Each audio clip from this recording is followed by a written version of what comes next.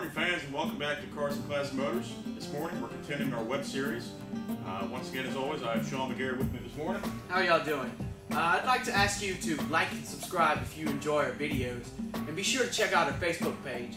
And if you have any questions about Carson Classic Motors or the motorcycles in it, you can contact us at carsonClassicMotors@yahoo.com. Thanks. As always, we always appreciate the support of our fans and the supporters out there. So for today's video, we have the 1964 Harley Davidson FLHP, the Duo Glide. 1948 was the first year for the Harley Panhead. The Panhead was replacing the Harley Knucklehead. The Duo Glide was actually the last year was in 1964, so this is the last year for the Duo Glide model. This particular bike was actually a police bike in the 1960s. It has since been restored and customized in a period custom fashion. This machine is a 74 cubic inch 1000cc V-twin, and it has a 4-speed hand-shift transmission with a rocker style clutch. It has an updated 12-volt electric system, and it's unlike the WLA, which was featured in last week's episode. The Duo Glide you see here has an updated frame system. It has a dual down tube frame, a swing arm on the back. The WLA that was featured before had a hardtail frame on it with suspension underneath the seat. This Duo Glide features a swing arm, and it also has rear shocks. The seat has shocks in it still. We've had this Duo Glide for several years now. When we first bought it, it did have the police style windshield on it, which we took off. We want to continue with the period custom motif. It has about 59,000 miles on the clock. They're all original miles. It's still a very strong runner, and it's actually a head turner wherever you go. This 1964 Duo Glide has the drum brakes on the front and rear. It also has, like I said earlier, a 4-speed hand-shift transmission. It cruises about 55 to 65 with no problem. It's actually done several charity poker runs, and it's been able to keep up with the new Harleys without any major problems. As you can see here, it does have the Kickstarter. In 1965, the Electric Glide model replaced the Duo Glide. The Electric Glide had a push-start ignition on it. So for 1964, you still had to kick them, which really isn't that bad, and it kind of brings more fun in the motorcycle world. So one of the cool things about this motorcycle that is custom is the pinstriping, which you can see here. We had the pinstriping completed on the front fender, the sides of the front fender, both fuel tanks, the oil tank, the rear fender, and actually the primary. The pinstriping was done by the Hartman brothers, and they did an excellent job of completing a period custom artwork on the machine, and it actually made this machine in our book. It made it an incredible piece.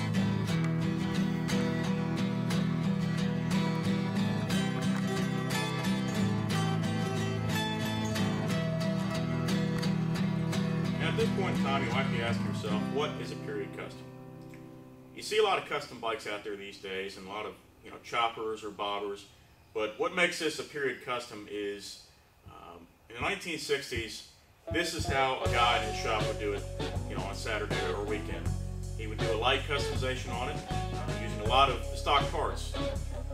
That's evident through the carburetor. It has the original Laker M74 carburetor on it, and it has the original crash bars, has the original horn.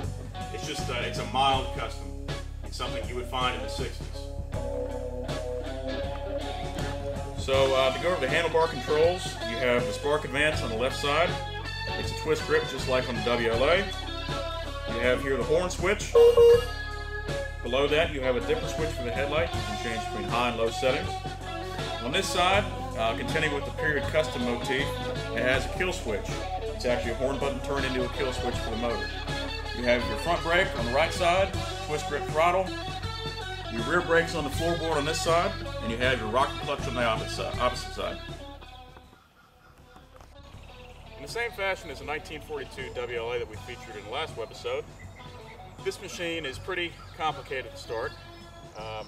It's very fickle as well. In order to start it cold, you want to make sure you turn your fuel tap on with a few turns. Rocker clutch is in forward engaged position, and put your choke all the way down to the street. You can then give it a few primer kicks.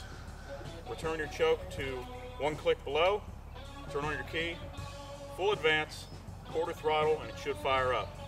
Now, this machine does have a lot of compression, so the kickback on it can basically kick you over the handlebars. We have started this machine prior, so it's already warmed up, and in that fashion I won't use primer kicks. Now hopefully it doesn't want to be fickle today, and it will start right up for me. We'll find out.